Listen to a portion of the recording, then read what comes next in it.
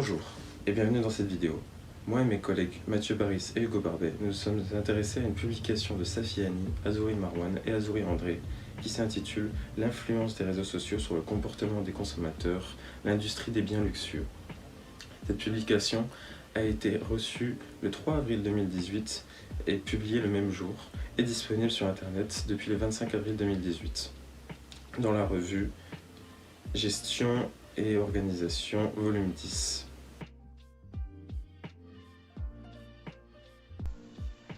3,2 milliards. C'est le nombre d'utilisateurs actifs sur les réseaux sociaux en 2019, soit environ 42% de la population mondiale. Ce phénomène touche énormément de personnes de tout âge, mais plus majoritairement les jeunes, puisqu'avec l'étude de l'entreprise eMarketer, on se rend compte que 90% des personnes de la génération Millennials, génération Y, est active sur les réseaux sociaux. Les membres de mon groupe et moi-même sont donc très concernés par ce phénomène, et c'est donc pour cette raison que nous avons décidé de traiter un article en rapport avec ce sujet.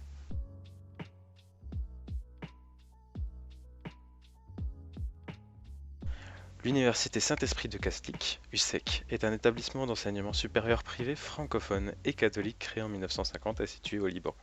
Avec plus de 8000 étudiants, l'USEC est la deuxième plus grande université privée au Liban et la troisième plus grande du pays. Le corps enseignant de cette université est composé d'environ 900 enseignants-chercheurs, de quoi faire rougir certaines écoles. Cette université possède 2 revues scientifiques à portée internationale, dont la revue Gestion et organisation volume 10, dans laquelle la publication que nous allons analyser a été publiée. Cette revue a pour but d'évaluer et actualiser la gestion au sein des organisations privées et publiques. Elle se concentre sur des contextes scientifiques, théorique et méthodologique avec pour but premier une réflexion, une compréhension et une amélioration de l'efficacité du management stratégique. On peut donc y trouver des recherches empiriques comme des réflexions purement théoriques. La portée de la revue se reflète dans son comité éditorial international. Les soumissions sont encouragées de la part de tous les spécialistes du management. Maintenant, en seconde partie, pour tout ce qui concerne la méthodologie. Concernant la forme de l'article, l'écriture de l'article est réalisée de manière relativement classique. En effet, l'introduction et la contextualisation est suivie d'une partie hypothétique et conceptualisation. Celle-ci suit la méthodologie utilisée pour mener à bien cette recherche, pour ensuite en venir au résultat que l'auteur a bien évidemment analysé, et le tout terminé par une conclusion. Donc, cet article a été appuyé par pas moins de 19 journaux et articles scientifiques, tous sur les thèmes du luxe, du marketing ou encore des réseaux sociaux, avec une majorité qui date des années 2000 et plus tard. Donc pour le sujet dont traitent ces articles, il est indispensable de faire le lien entre ces 3 thématiques et de couvrir le tout par la recherche pratique.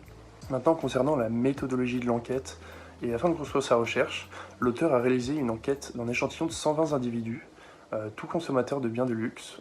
L'auteur a utilisé la méthode des équations structurelles, qu'il a basée sur le maximum de vraisemblance pour son estimation, et afin de pouvoir valider son étude. Donc il met en place son modèle conceptuel en partant des hypothèses que les réseaux sociaux vont augmenter d'une part la valorisation du produit luxe, la fidélisation du consommateur, mais aussi l'intention d'achat. Donc la première partie de la méthodologie de cette enquête, c'est la récolte des données. Donc l'auteur il va réaliser une enquête dite pilote de seulement 30 consommateurs et qui représente les mêmes caractéristiques que la population qu'il a étudiée. Donc afin de vérifier la validité de son contenu, avant de mettre en circulation la version finale de ce questionnaire. Donc les variables de ce questionnaire elles sont mesurées à l'aide d'une échelle de Likert, donc en 5 points, partant de 1 à 5, donc 1 étant tout à fait en désaccord, jusqu'à 5 tout à fait en accord.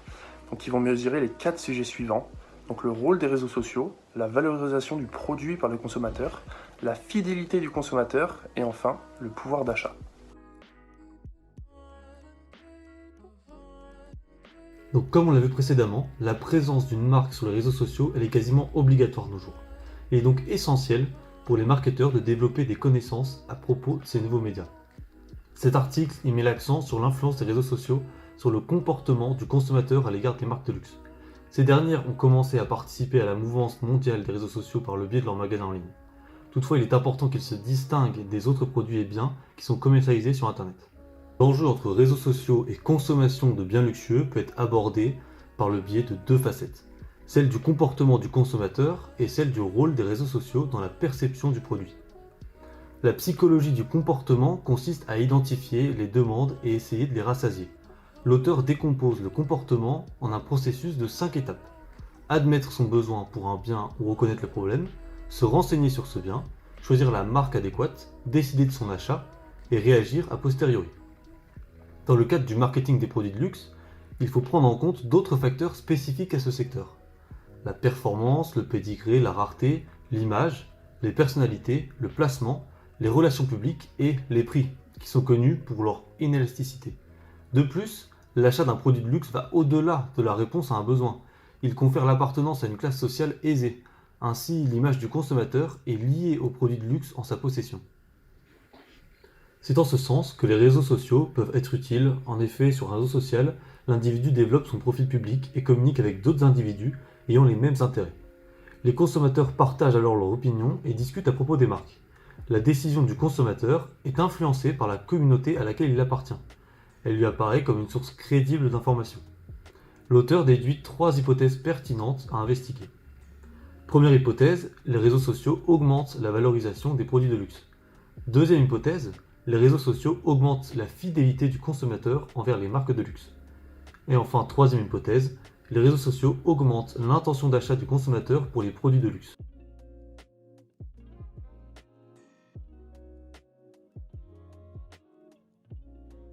Donc ensuite, concernant les résultats de la publication ainsi que leur analyse, concernant les résultats, l'auteur il mesure la cohérence et la validité de sa recherche avec 2 procédés. Tout d'abord, le coefficient alpha de Combach, qui est une statistique qui peut servir à mesurer la cohérence interne des questions posées lors d'un test. Sa valeur va osciller entre 0 et 1, et le coefficient est dit adaptable s'il est situé aux alentours de 0,7. Donc nous voyons dans cette étude que le coefficient est de l'ordre d'environ 0,7, donc l'étude est donc cohérente. Ensuite, il utilise la validité convergente, qui va servir à estimer la validité des résultats. Donc celle-ci peut être évaluée en comparant du coup le coefficient alpha de Combach et la variance moyenne qu'on appelle AVE. Donc la validité convergente, elle est vérifiée lorsque le coefficient alpha il va être supérieur à celle de la variance moyenne. Donc dans ce cas, on voit ici sur l'image que la validité convergente est vérifiée, puisque on est de l'ordre de 0,7 pour le coefficient Combach et de 0,30-0,39 pour la variance moyenne. On peut donc en conclure que les trois hypothèses sont acceptées. Les réseaux sociaux ont donc un impact positif sur la valorisation du produit de luxe, la fidélisation du consommateur, ainsi que l'intention d'achat. À présent, un petit côté critique sur cette recherche. Donc, l'auteur de cet article, il n'émet aucune autocritique sur sa propre recherche. Aucune recherche n'est parfaite. Néanmoins, comme on l'a vu précédemment, la validité de son enquête elle est vérifiée grâce à la validité convergente. Et on voit grâce au coefficient de Combach que son étude est cohérente. Ensuite, sur tout ce qui va concerner les perspectives de recherche, grâce à la recherche de l'auteur, il est démontré que les réseaux sociaux ont un impact positif sur les thématiques qu'on a vues précédemment. Mais aujourd'hui, il sera en effet intéressant de poursuivre cette étude sur d'autres secteurs autres que le luxe, afin de voir et tout simplement comparer ces résultats pour aller plus loin. On peut donc voir que grâce à une approche rigoureuse du sujet, l'auteur a réussi à tirer des conclusions par rapport au postulat de base. Il a d'abord établi un contexte autour du sujet de la communication des marques de luxe. Il a ensuite identifié les comportements en jeu dans la décision d'achat du consommateur pour pouvoir les isoler et les tester par la suite. La mise en place d'une méthodologie rigoureuse a permis la validation de ces hypothèses émises au préalable.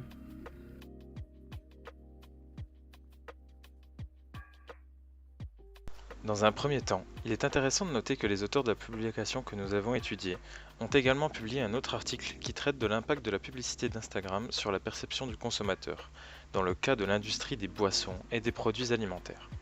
Cependant, les résultats sont quelque peu différents.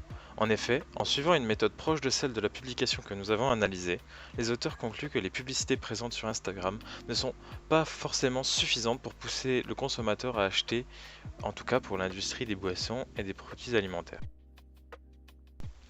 On peut alors se demander si certaines industries sont plus positivement impactées que d'autres par le phénomène des réseaux sociaux. Et si oui, lesquelles et pour quelles raisons ?